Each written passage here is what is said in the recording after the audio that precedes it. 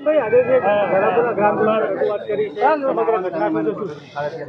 ઘટના મહુધાના ઝાલાપુરા ગામની ઘટના છે। અહીંયા જાણવા મળ્યું છે કે આ ગામમાં એક વ્યક્તિ દ્વારા આખું આખું ગામ વેચી મારવામાં આવ્યું છે।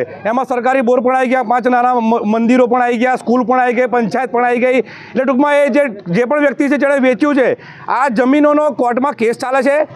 અમદાવાદ પણ કેસ ચાલે છે, અહીંયા પણ કેસ ચાલે છે કોર્ટમાં। છતાં પણ આ કોઈ એક વ્યક્તિ દ્વારા એને ખોટી રીતે દસ્તાવેજ કરવામાં આવ્યો છે।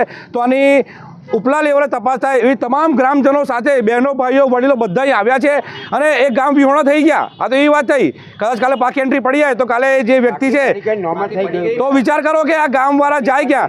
તો જે જમીનનો કેસ ચાલતો હોય, જે વિવાદિત હોય અને ત્યાં 5 મંદિરો, સરકારી 4 બોર, સ્કૂલો, જો આ બધું વેચાતું હોય, આવાસના ઘરો જો વેચાતા હોય, તો જેણે દસ્તાવેજ કર્યો એ અધિકારીએ પણ જોવું જોઈએ કે જે વ્યક્તિએ દસ્તાવેજ કર્યો ના તો એને ટાઇટલ ક્લિયર લીધું હશે, ના એને એનઓસી મળી હશે, ના કોઈ કોર્ટનો ઓર્ડર છે એની જોડે, છતાં પણ એણે આ જમીનો બારોબાર વેચી મારી। તો ક્યાંક ને ક્યાંક મોટા પાયે ષડયંત્ર ગામવાળાને લાગી રહ્યું છે।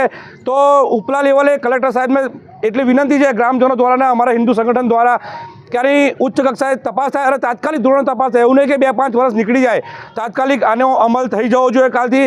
નહીં તો ગામવાળા જે રીતે આક્રોશમાં, જે રીતે ગુસ્સામાં છે, જે વ્યક્તિએ દસ્તાવેજ કર્યો ગામમાં તો પ્રવેશી શકવાનો છે જ નહીં, છતાં પણ એટલી અમને બાંયધરી કલેક્ટરની છે અને એટલો અમને વિશ્વાસ છે કે કલેક્ટર સાહેબ તાત્કાલિક ધોરણની તપાસ કરશે અને ગ્રામજનોને ન્યાય મળશે।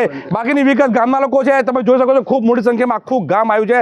તો બસ સરકાર અમને ન્યાય આપે, તંત્ર ન્યાય આપે, કલેક્ટર સાહેબ જલ્દીમાં જલ્દી આ ગામનો દસ્તાવેજ છે એને ખરાઈ કરો અને રદ કરો અને જે લોકોએ ખોટું કર્યું છે મેં તાત્કાલિક એમને લેન્ડ ગ્રેબિંગ દાખલ કરો અને સજા આપો।